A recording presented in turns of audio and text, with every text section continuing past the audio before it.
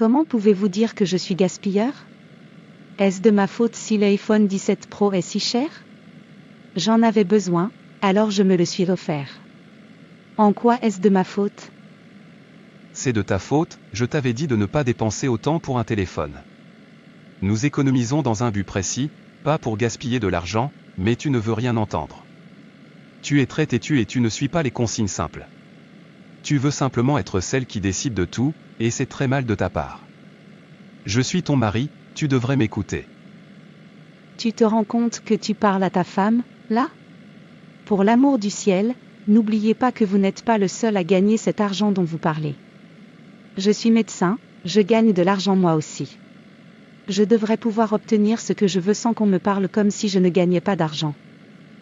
Te revoilà encore, et c'est précisément là que réside le problème, tu estimes que, puisque tu gagnes de l'argent, je ne devrais pas me mêler de la façon dont tu le gaspilles.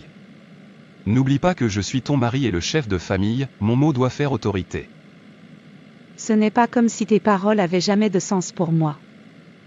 Tu sais que ton problème est l'orgueil, tu es trop fier de toi. Proverbe 16, verset 18, dit, l'orgueil précède la ruine, et l'arrogance précède la chute. Tu dois y prendre garde, sinon. Ou alors quoi, souhaitez-vous d'une quelconque manière ma chute? C'est vous qui souhaitez votre propre chute, lorsque vous laissez l'orgueil vous guider, vous savez déjà ce qui va suivre. Cette insulte est inacceptable pour moi, et vous devez retirer vos paroles sur le champ. Je n'ai rien dit que je doive retirer. Tu connais ton problème, tu ne me respectes pas. À l'extérieur, les gens me respectent beaucoup, mais avec toi, tu me parles comme à de la merde, et je ne l'accepterai plus. Arrête cette voiture tout de suite. Où crois-tu aller? Excusez-moi. Chérie, qu'est-ce que tu fais? Monte dans la voiture, on y va. Dieu merci, je peux me passer de toi. Tu ne m'entends pas? Monte dans la voiture. Où vas-tu? Tu dois retirer ce que tu as dit et me présenter des excuses, sinon, tu ne me reverras plus chez toi.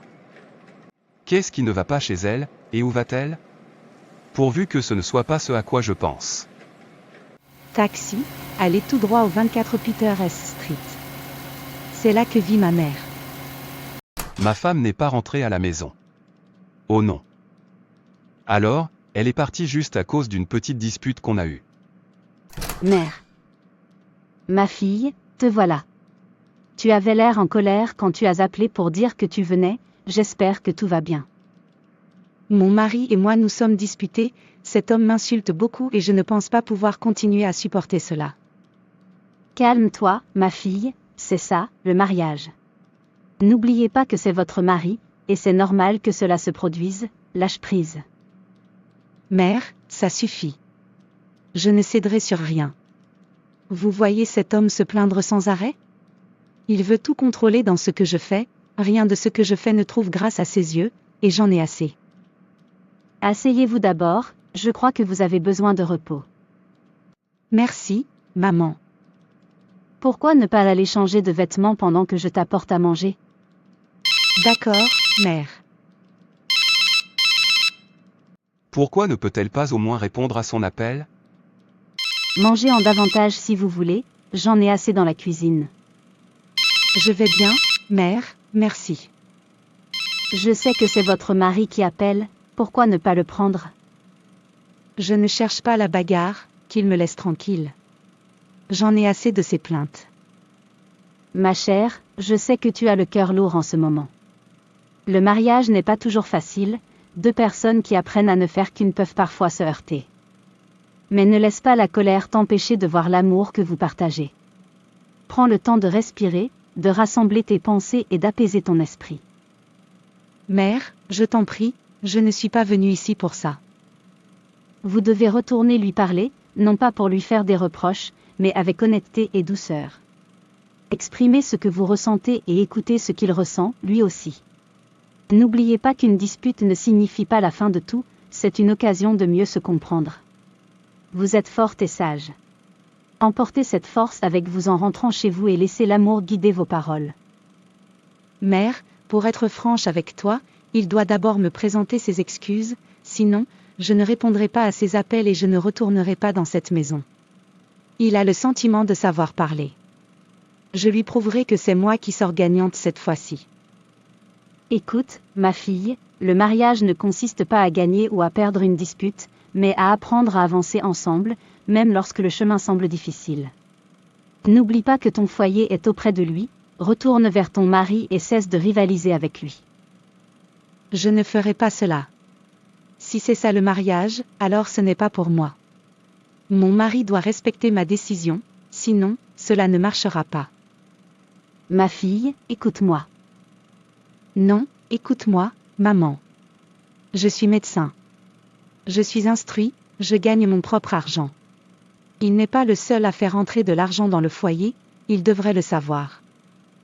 Ne laissez pas l'orgueil vous séparer. Jacques 4, verset 6, Dieu s'oppose aux orgueilleux, mais il fait grâce aux humbles. Et Proverbe 11, verset 2, dit, quand vient l'orgueil, vient le déshonneur, mais la sagesse accompagne l'humilité. Le monde nous dit souvent d'être fiers de nous-mêmes, de nous vanter de nos réussites et d'exalter notre propre nom. Mais la parole de Dieu nous rappelle que l'orgueil n'est pas une force, c'est une faiblesse. L'orgueil nous aveugle. Il nous fait croire que nous pouvons vivre sans Dieu, que notre réussite nous appartient en propre. Mais l'humilité nous ouvre les yeux. Elle nous enseigne que chaque don, chaque victoire, chaque souffle vient du Seigneur. Revêtez-vous d'humilité les uns envers les autres, car Dieu s'oppose aux orgueilleux, mais il fait grâce aux humbles. Quel que soit le niveau d'instruction d'une femme, elle doit se soumettre à son mari. Pas lorsque le mari a tort, ni lorsqu'il ne respecte pas sa femme, car la Bible elle-même déclare, dans la première épître de Pierre, chapitre 3, verset 7, « Marie, vivez de même en intelligence avec vos femmes, en leur témoignant du respect comme à un sexe plus faible, puisqu'elles doivent hériter avec vous de la grâce de la vie, afin que rien ne vienne entraver vos prières. » La parole de Dieu est empreinte d'équilibre, les maris doivent aussi faire preuve de respect. Le respect est réciproque, chacun mérite le respect. Il n'y a pas que les maris qui méritent le respect, les épouses le méritent tout autant. Vous avez raison, mais votre situation est différente, vous êtes aveuglé par l'orgueil. Il est courant que des époux aient des disputes, mais cela ne doit pas vous amener à quitter votre mari, ni vous pousser à exiger des excuses de sa part avant de revenir, c'est là de l'orgueil.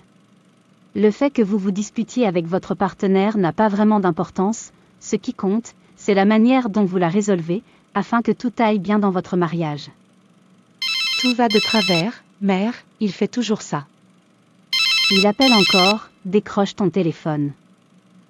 Il appelle encore, décroche ton téléphone. Qu'est-ce qui ne va pas chez ma femme? Pourquoi refuse-t-elle toujours de répondre à mes appels, si longtemps après ce qui s'est passé? Tant qu'il ne se mettra pas à genoux pour s'excuser, je ne veux plus rien avoir à faire avec lui. Je suis médecin, bon sang, il ne devrait pas me manquer de respect, même si je l'ai épousé. Docteur, votre mari est là pour vous voir. Dites-lui que je suis occupée, je ne peux pas le recevoir. D'accord, maman. J'espère qu'elle acceptera de me voir. Je ne le vois pas, il n'a pas tiré suffisamment de leçons. Je veux dire, il devrait savoir que sa femme est médecin et qu'à ce titre, elle mérite d'être respectée. Je suis désolée, monsieur, elle est occupée et ne peut pas vous recevoir. Ce n'est pas grave. Je comprends.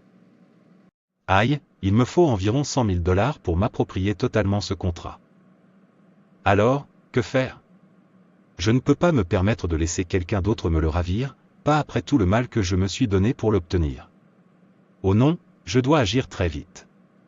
C'est l'occasion que j'attendais depuis si longtemps, maintenant que je la tiens enfin, rien ne m'arrêtera, pas même une question d'argent. Je dois tout mettre en œuvre pour démarrer le projet, avec ça, ma réussite est assurée.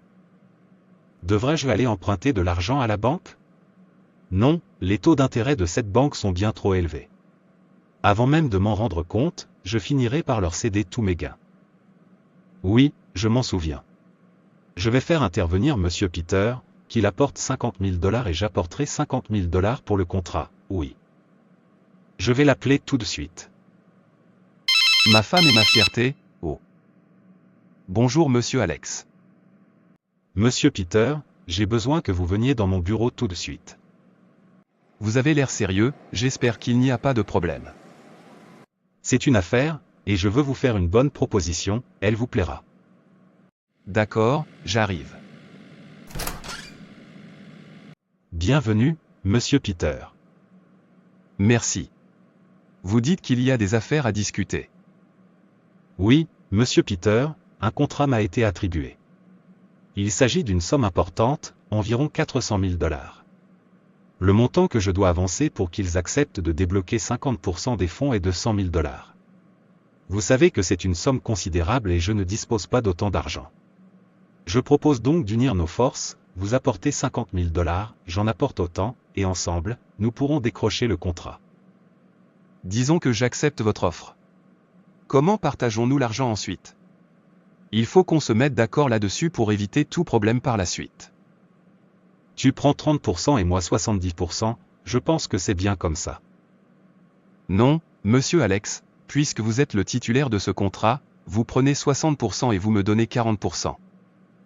N'oubliez pas que le contrat en question est le mien. Je vous implique pour des raisons financières, vous ne pouvez donc pas prendre 40%, vous ne pouvez donc pas prendre 40%, tenez-vous à ce que j'ai dit, 30% pour vous et 70% pour moi.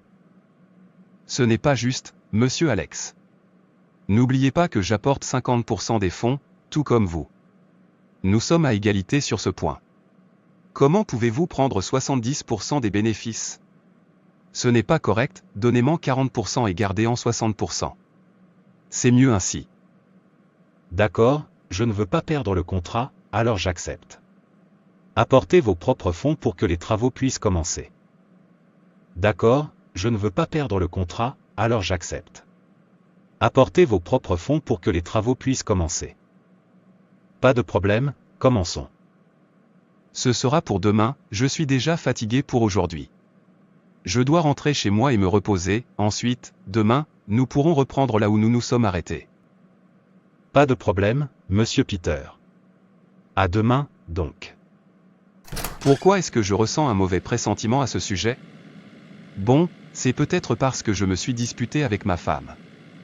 Il faut qu'elle rentre à la maison pour qu'on puisse en parler.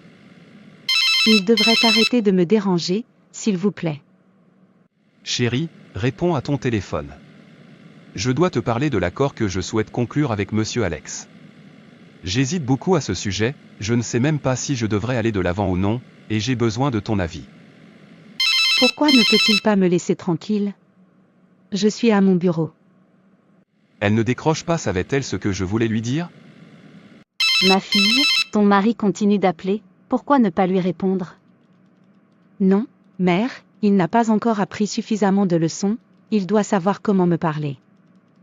Ça ne me plaît pas, cela fait plus d'1 mois maintenant et tu ne m'écoutes toujours pas. Jusqu'à quand vas-tu continuer comme ça?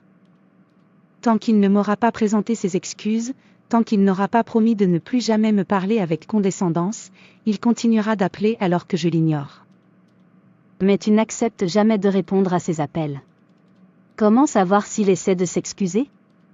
Tu dois mettre un terme à cela avant qu'il ne soit trop tard. Rentre chez toi, il s'excusera si c'est ce que tu veux. S'il veut s'excuser, il lui suffit de le faire par message, c'est tout, alors arrête de t'inquiéter pour lui. Il sait ce qu'il a à faire. Ne dites pas que je ne vous ai pas prévenu. Lucifer est tombé à cause de l'orgueil. La tour de Babel s'est effondrée à cause de l'orgueil. Corée est tombée à cause de l'orgueil. Saul est tombé à cause de l'orgueil. Pharaon est tombé à cause de l'orgueil. Le roi Nebuchadnezzar a été réduit à l'état de bête à cause de l'orgueil. L'orgueil est une rébellion contre l'autorité de Dieu. Montrez-moi un homme dont le cœur est rempli d'orgueil, et je vous montrerai un homme qui est déjà tombé. Mère, s'il te plaît, je veux me reposer. Mais cela fait déjà 1 mois, ne devrait-elle pas tourner la page sur le passé? Je vais recevoir ma part de l'argent dans 3 jours. Elle doit revenir pour que nous puissions discuter de l'utilisation que nous ferons de l'argent. L'argent arrivera dans 3 jours. Peter pense que, puisqu'il a contribué à hauteur de 50 000 $ à mon contrat, je devrais partager mon argent équitablement avec lui. Il plaisante. J'ai coopéré avec lui pour qu'il débloque l'argent. Maintenant que c'est fait, qu'il repose en paix, car je ne partagerai pas mon argent avec lui. Ben. Monsieur, je suis là. Tu as une mission, et je veux que tu l'exécutes avec soin. Va chez Peter, récupère l'accord que nous avions conclu et fais-le taire. Oui, monsieur. Ne commettez pas d'erreur, emportez tout ce qui pourrait vous compromettre, y compris son téléphone. Maintenant, allez vous préparer. Très bien, monsieur. Il s'agit de décider si nous devrions utiliser l'argent pour construire un hôpital afin qu'elle puisse être son propre patron et cesser de travailler pour quelqu'un d'autre puis d'investir le solde dans mon entreprise. Oui. Qui est-ce? Ouvrez cette porte tout de suite. À ce stade? Qui en a après moi? Oh non, pourquoi mon cœur s'emballe-t-il à l'idée de Monsieur Alex? Se pourrait-il qu'il veuille me réduire au silence? Je m'en doutais, j'aurais dû suivre mon instinct. Oh, il faut que ma femme sache tout. S'il le souhaite, qu'il continue d'appeler jusqu'au matin, je ne décrocherai pas. Si je défonce cette porte moi-même, je rendrai les choses plus douloureuses. S'il vous plaît, décrochez. Je veux vous dire quelque chose, vous devez savoir qui est Monsieur Alex. Pourquoi continue-t-il d'appeler? De toute façon, il appellera et dira qu'il ne rappellera plus. Où est-il? Sors de là. Tu dois savoir pourquoi il voulait ma mort. S'il te plaît, réponds à l'appel, mon amour. C'est important, laisse-moi au moins entendre ta voix une dernière fois. Absurdité. As-tu fini de te cacher? Qui êtes-vous et que voulez-vous de moi? Qui êtes-vous et que voulez-vous de moi? Qui vous a envoyé? Puisque vous êtes en train de mourir, vous voulez savoir, et il n'est pas mauvais de le savoir, que Monsieur Alex veut votre mort, reposez maintenant en paix. Oh non. Il doit m'écrire une lettre d'excuse, sinon, il continuera d'appeler alors que je continuerai d'ignorer ses appels. C'est déjà le matin. Madame Peter. Qui est-ce? J'arrive. Oui, qu'est-ce que c'est? Un braqueur armé est entré chez vous hier soir et a tiré sur votre mari. C'est un mensonge, ce n'est pas possible. Tu mens, n'est-ce pas? Oh non, il ne faut pas qu'il arrive quoi que ce soit à mon mari, je t'en prie, mon Dieu. Que se passe-t-il ici? Pourquoi ma maison est-elle remplie de monde? Où est mon mari? Madame, calmez-vous. Madame, s'il vous plaît, allez-y doucement pour ne pas vous blesser. Qu'est-ce que vous dites? Je veux voir mon mari. Où est-il? Mon amour, où es-tu? Je suis de retour. Non, non, ce n'est pas mon mari qui gît là, sans vie. Ce n'est pas lui. Madame, s'il vous plaît, ne vous faites pas de mal. C'est déjà arrivé. Ne me dites pas ça. Il a appelé et rappelé, il n'arrêtait pas d'appeler, mais je n'ai pas répondu. Mais pourquoi? Qu'est-ce qui m'a pris? À quoi pensais-je? Je n'ai même pas pu entendre son dernier mot, je n'étais pas là pour lui. Oh non! Mon Dieu, tue-moi, je t'en prie, je ne mérite pas de vivre. J'aurais pu empêcher cela si j'avais été là pour lui. Qui m'a fait ça? Oh orgueil, orgueil, c'est bien toi. Tu es un trompeur, un menteur, un meurtrier et un voleur. Tu m'as dépouillé. Il n'est pas étonnant que Proverbe 16h5 te qualifie de rébellion et de séparation, et que Proverbe 16h18 te désigne comme la destruction et la chute de l'homme. Tu te pares des apparences de la force, mais tu n'apportes que la faiblesse. Tu divises ce que Dieu unit, tu corromps ce que Dieu sanctifie, et tu aveugles ceux qui marchent avec toi. Orgueil. Malheur à vous. Malheur à vous. Pourquoi résistez-vous au lieu de l'accepter et de le corriger? Était-ce de l'orgueil? L'orgueil n'est pas seulement un défaut personnel, c'est une rébellion contre l'ordre de Dieu, sa parole et son autorité. C'est pourquoi les Écritures assimilent l'orgueil à l'idolâtrie et à la sorcellerie, ils substituent la volonté personnelle à la volonté de Dieu. Abdia 1, versets 3 et 4, l'orgueil de ton cœur t'a égaré, toi qui habites dans les fentes des rochers et fais ta demeure sur les hauteurs, toi qui te dis, qui peut me faire descendre à terre? Même si tu t'élèves comme l'aigle et que tu places ton nid parmi les étoiles, de là je te ferai descendre, déclare l'Éternel. Rejetez-vous encore la vérité parce que vous jugez la personne qui l'énonce trop insignifiante? C'est de l'orgueil. Détestez-vous entendre la vérité parce qu'elle ne vient pas de vous? C'est de l'orgueil. Pensez-vous que tout le monde a tort sauf vous? C'est de l'orgueil, et Dieu est l'orgueil. Considérez le roi Nebuchadnezzar dans Daniel 4, l'orgueil qu'il tirait de son royaume l'a conduit à la déchéance, jusqu'à ce qu'il lève les yeux vers le ciel et reconnaisse la souveraineté de Dieu. Et regardez Jésus, notre Sauveur, bien qu'égal à Dieu, il s'est humilié, allant jusqu'à mourir sur la croix, Philippiens 2, verset 5a, émoticône, n'en croyant pas ses yeux. C'est là la véritable grandeur. Je vous exhorte donc aujourd'hui, rejetez l'orgueil, car il mène à la chute. Adoptez l'humilité, car elle apporte sagesse et honneur. Dépendez de Dieu, car lui seul nous élève. Ne mettons pas notre gloire en nous-mêmes, mais en Christ. Car, comme le déclare Jacques 4, verset 6, Dieu résiste aux orgueilleux, mais il fait grâce aux humbles. Dites non à l'orgueil. Marchez dans l'humilité, et vous marcherez dans la victoire. Merci d'avoir regardé. N'hésitez pas à vous abonner, à aimer et à partager. Que Dieu vous bénisse. Et n'oubliez pas que Jésus vous aime vraiment.